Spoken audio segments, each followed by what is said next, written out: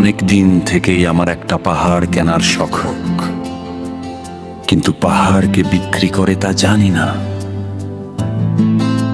যদি তার দেখা পেতাম, দামের জন্য আটকাতো না। আমার নিজস্ব একটা নদী আছে, সেটা দিয়ে দিতাম পাহাড়টার বদলে।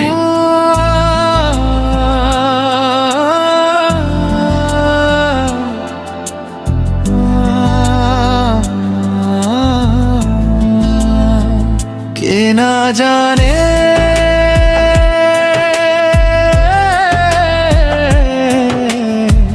পাহাড়ের চেয়ে নদীর দামই বেশি।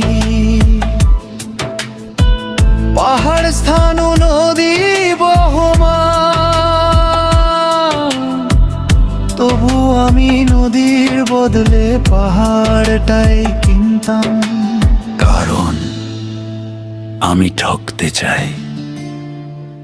নদীটা অবশ্য কিনেছিলাম আমি একটা দ্বীপের বদলে। ছেলেবেলায় আমার বেশ ছোট্ট খাট্ট ছিমছাম একটা দ্বীপ ছিল, সেখানে অসংখ্য প্রজাপতি। শৈশবে দ্বীপটি ছিল আমার বড় প্রিয়। আমার যৌবনে দ্বীপটি আমার কাছে মাপে ছোট লাগলো। প্রবহমান ছিপছিপে তন্বী নদীটি বেশ পছন্দ হলো আমার। বন্ধুরা বলল, ওইটুকু একটা দ্বীপের বিনিময়ে এত বড়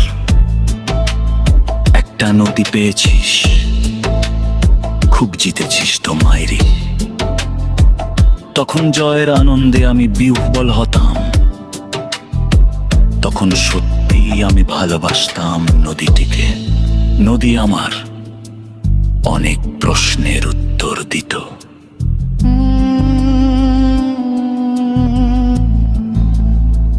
যেমন বলতো আজ সন্ধেবেলা বৃষ্টি হবে কিনা,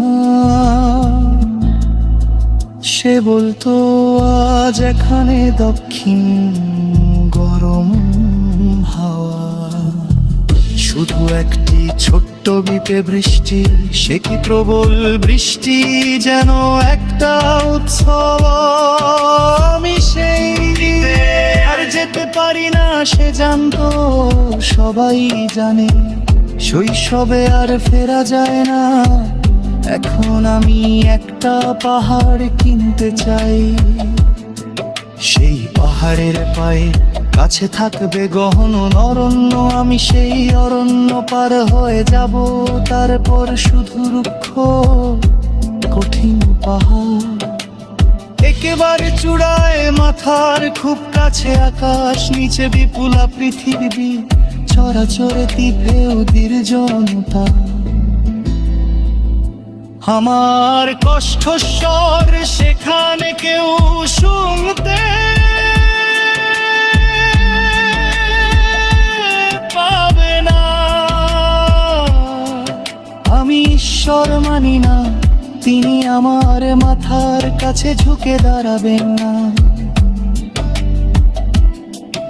আমি শুধু 10 দিককে উদ্দেশ্য করে বলবো, প্রত্যেক মানুষই অহংকারী। এখানে আমি একা, এখানে আমার কোনো অহংকার নেই। এখানে জয়ী হবার বদলে ক্ষমা চাইতে ভালো লাগে। হে 10 দিক,